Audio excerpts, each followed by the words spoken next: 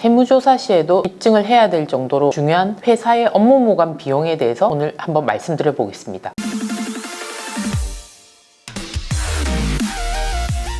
단어 그대로 회사의 업무와 관련 없는 비용은 회사의 비용 처리를 할 수가 없죠. 비용 처리도 할 수 없고 비용 안에 부가세가 있다면 부가세 자체도 공제받을 수 없습니다. 법인세법에 회사에서 비용 처리할 수 없는 부분에 대해서 뭐라고 적혀 있냐면 법인세법 27조에 업무와 직접 관련이 없다고 인정되는 자산을 취득 관리함으로써 생기는 비용에 대해서는 비용을 인정할 수 없다 이렇게 되어 있습니다. 당연한 얘기죠. 그러면 여기서 말하는 업무와 직접 관련이 없다고 하는 자산은 뭐냐면 첫 번째가 법인의 업무에 직접 사용하지 않는 부동산입니다. 법인의 사옥으로 쓰거나 창고로 쓰거나 이건 당연히 사업과 관련이 있는 거죠. 사업과 관련이 없는 부분에 대해서는 당연히 비용으로 인정을 못 해줍니다. 자산으로도 비용으로 인정 못 해줍니다. 다만 우리가 사옥을 지을 때 건물이 뚝딱 하고 만들어지지 않기 때문에 땅을 사서 건물을 사게 되죠. 그런 기간이 필요하기 때문에 건축물 신축용 토지를 취득하고 건물을 짓기 전 5년까지는 공사기간 등이 들 수 있기 때문에 5년까지는 봐주겠다 이 뜻인 거죠. 5년까지는 이 비용에 대해서 인정을 해주는데 5년이 지나도 업무용으로 전환을 못했다 이러면 인정을 못 해준다는 뜻입니다. 그래서 이렇게 건물 취득용으로 취득한 토지를 5년까지 가지고 있는 경우 여기에 부동산 매매업이거나 건물 건설을 주업으로 하는 법인이 취득한 매매용 부동산은 취득일로부터 5년까지는 괜찮습니다. 이 두 가지는 5년까지는 괜찮다. 그러나 이 두 가지 외에는 취득일로부터 2년까지는 봐준다 이렇게 보시면 됩니다. 그리고 또 업무와 직접 관련 없다고 보는 자산 중에 하나가 우리가 많이 궁금해하는 서화 골동품입니다. 회사의 비용이 부족하면 뭐 그림 같은 것을 활용해라 이런 얘기 종종 나옵니다. 그런데 여기서 주의하셔야 될 것은 그런 그림을 취득해서 대표실에 걸어놨다든지 특정 장소에만 걸어놨다 이런 것은 업무무관 자산으로 보게 됩니다. 이런 그림들을 모든 사람들이 볼 수 있는 사무실이나 복도 등에 비치한다면 업무용 자산으로 볼 수 있습니다. 그리고 이건 어디까지나 자산이지 비용이 아닙니다. 이렇게 복도나 여러 사람이 볼 수 있는 사무실 공간에 두기 위해서 샀다고 해서 이게 전체 비용 처리가 되는 건 아니고요. 100만 원 이하의 소액 자산은 비용 처리로 바로 하실 수 있지만 그 이상의 것은 자산으로 처리가 됩니다. 이 그림들은 일반적으로 비상각 자산이기 때문에 구매 금액 자체를 비용 처리도 할 수는 없습니다. 유지 관리비 정도 비용 처리하실 수가 있겠죠. 그 다음 또 해당되는 게 업무에 직접 사용하지 않는 자동차, 선박, 항공기 이런 것들은 업무무관 자산에 해당됩니다. 선박, 항공기가 있는 회사가 일반적이지는 않으니까 업무에 직접적으로 사용하지 않는 고가의 자동차라든지 이런 것들은 업무무관 자산으로 보겠다는 거죠. 그리고 기타 유사한 자산으로서 법인의 업무에 직접 사용하지 아니하는 자산은 업무무관 자산으로 보겠다. 이런 업무무관 자산들을 유지 관리하기 위해서 쓰는 비용은 비용으로 인정해주지 않겠다는 뜻입니다. 이렇게 특이한 부동산 구입이라든지 선박, 항공기 이런 거 외에 일반적으로 많이 궁금해하시는 게 요즘 있죠. 아마 골프 회원권이나 콘도 회원권, 호텔 회원권 등이 아닐까 싶습니다. 저희 업체들도 질문이 많이 나오는데요. 이 부분을 무조건 업무무관 자산으로 볼 것인가? 아닙니다. 제가 기준을 명확하게 말씀드릴게요. 이런 골프 회원권, 콘도 회원권, 호텔 회원권 등은 직원 복지 목적으로 쓰셨다면 당연히 관련된 부가세도 공제받으실 수 있고 비용 처리도 가능합니다. 이 직원에는 소액주주 임원도 포함이 됩니다. 지배주주를 뺀 소액주주 임원이라 하면 본인과 특수관계자 합한 주주 지분 비율이 1% 미만인 경우를 우리가 소액주주라고 하죠. 이런 분들과 직원의 복리후생을 위해서 지출한 경우라면 부가세 공제, 비용 처리가 가능하다는 거죠. 이런 경우에 고객 접대 목적이다. 당연히 비용 처리 가능합니다. 단 부가세 공제는 안 되겠죠. 잘 아시다시피 고객 접대 목적은 접대비이기 때문에 부가세 공제 자체는 법에서 불가능하기 때문에 부가세까지 포함한 전체 금액을 비용 처리한다 라고 보시면 되겠습니다. 그 다음 세 번째, 직원도 아니고 거래처도 아니고 업무 관련성으로 쓰긴 썼는데 대표님 혼자 썼거나 또는 대표의 가족들이 썼거나 또는 특정 임원만 썼거나 그다음 누가 썼는지 모르겠다 뭐 이런 경우 등은 비용 처리를 할 수가 없습니다. 세법에서 제일 중요하게 생각한다는 게 공평성이라고 말씀드렸잖아요. 임직원의 경우 모두 차별 없이 써야지만 비용 처리가 가능하다는 뜻입니다. 그리고 여기서 덧붙이자면 이런 회원권들을 국세청에서 좋아할 리는 없죠. 이런 내역에 대해서는 반드시 이용일자나 이용한 사람들의 내역을 관리를 하셔야 됩니다. 내부 일지를 통해서 관리를 하셔서 세무서에서 입증 요청이 있을 때 적극적으로 요청을 하셔야 됩니다. 뭐 이걸 나중에 가짜로 만들어내서 한다? 불가능하죠. 왜냐하면 국세청에서 얼마든지 콘도에다가 사용 내역 자료를 요청받을 수 있기 때문입니다. 실제로 세무조사에서 국세청에서 이 사용 내역 일지를 콘도로부터 받아온 내역을 제가 본 본 적도 있습니다. 그러니 이런 부분은 그냥 대충 만들면 되지 이런 생각을 하시면 안 되겠죠. 여기서 제일 중요한 부분은 이런 회원권 자체는 비용 처리가 되는 게 아닙니다. 회원권 자체는 자산이기 때문에 구매한 금액에 대해서는 자산으로 처리가 될 거고요. 이 회원권 자체의 연간 사용료라든지 기타 유지 비용에 대해서 들어가는 비용은 방금 세 가지, 즉 직원을 위해서 썼느냐 또는 거래처를 위해서 썼느냐 또는 임원인데 기타 특수관계자 등을 위해서 썼느냐 등의 구별을 잘해서 비용을 인정받느냐 못 인정받느냐는 비용 처리 부분이지 전체 회원권 금액에 대해서 얘기 드리는 건 아니라는 것을 분명히 기억하셔야 됩니다. 이런 회원권 등은 일반적인 회사에 많이 있는 케이스가 아니기 때문에 국세청에서 조사가 나오면 입증 대상에 기본으로 올라가는 내역입니다. 그래서 회원권 자체의 취득 금액에 대해서는 자산으로 잘 처리하시고 기타 유지관리 비용에 대해서는 비용 처리하는 부분에 대해서 관리대장을 잘 작성하셔서 근거 내역을 잘 마련해 두시는 게 중요하다고 보여집니다. 누구한테는 업무무관 자산이 될 수 있지만 잘 관리하고 업무 관련성을 잘 입증한다면 누구에게는 업무용 자산이 될 수 있는 것입니다. 좀 특이한 자산이기 때문에 이 기준 분류를 잘 하셔서 평소에 관리를 잘 하신다면 특별한 문제 없이 비용 처리가 될 수 있을 겁니다.